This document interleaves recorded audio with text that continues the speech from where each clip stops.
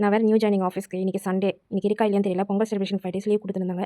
HR கால் பண்ணினேன். அவங்க சொன்னாங்க நீங்கள் டுமாரோ வாங்க பார்த்துக்கலாம் அப்படின்னு சொல்லிட்டாங்க. மழை வரும்னு தெரிஞ்சிருந்தா ஜீன்ஸும் டாப்பும் போட்டு வந்திருக்க மாட்டேன். அதுவும் இல்லாமல் எங்கள் அக்காவோட கிராக்ஸ் வேறு போட்டு வந்துட்டேன். தெரிஞ்சால் எங்கள் அக்கா வேறு சண்டை போடுவா. இந்த மாதிரி சண்டை போடுற அக்கா இருந்தால் கமெண்ட்டில் சொல்லிட்டு போங்க. அப்படியே லைக் பண்ணிக்கோங்க ஃப்ரெண்ட்ஸ். எனக்கு வந்த சோதனையை பாருங்கள். மோசூர் வரத்துக்குள்ளே மழை ஸ்டார்ட் ஆகிடுச்சு. நெக்ஸ்ட் ஸ்டாப் புளியமங்கலம் தான். அங்கே டேங்கர் ட்ரெயின் நிறுத்தி வச்சுட்டு இருந்தாங்க. அந்த டேங்கர் ட்ரெயின் பார்த்தாலே ட்ரெயின் பிளாஸ்ட் ஆன ஞாபகம் தான் வரும்.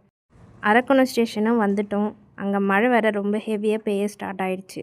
ஸ்டேஷன் வந்ததில் இன்றைக்கி இருக்கிற கன்ஃபியூஷனில் 30 ரூபா வேஸ்ட் ஆகிடுச்சு.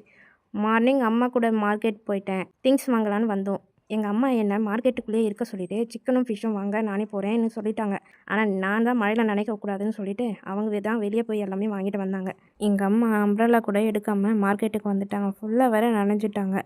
நெக்ஸ்ட்டு மல்லிகை கடைக்கு போனோம். அங்கே ஒரு சின்ன பூனைக்குட்டியை கொஞ்சிட்டு இருந்தாங்க. நீங்கள் பெட் லவராக இருந்தால் கண்டிப்பாக சப்ஸ்கிரைப் பண்ணிக்கோங்க ஃப்ரெண்ட்ஸ். எல்லாம் வாங்கி முடிச்சுட்டு வீட்டுக்கு ரிட்டன் ஆனோம். ஆனால் ஃபுல்லாக நனைஞ்சிட்டோம். ரோட்டில் யாரும் இல்லை. ரொம்ப விரிச்சோடு இருந்துச்சு. கடைசியில் வீட்டுக்கு வந்தாச்சு. இன்றைக்கி ஃபுல் டைமும் வேஸ்ட் ஆன மாதிரி ஒரு ஃபீல் ஆச்சு. என் பேகு கூட நனைஞ்சிருச்சு. வீட்டில் கட்டி கொடுத்த பிரேக்ஃபாஸ்ட்டை சாப்பிட்டு ஸ்ட்ரைட்டாக படுத்து தூங்கிட்டேன். Bye friends.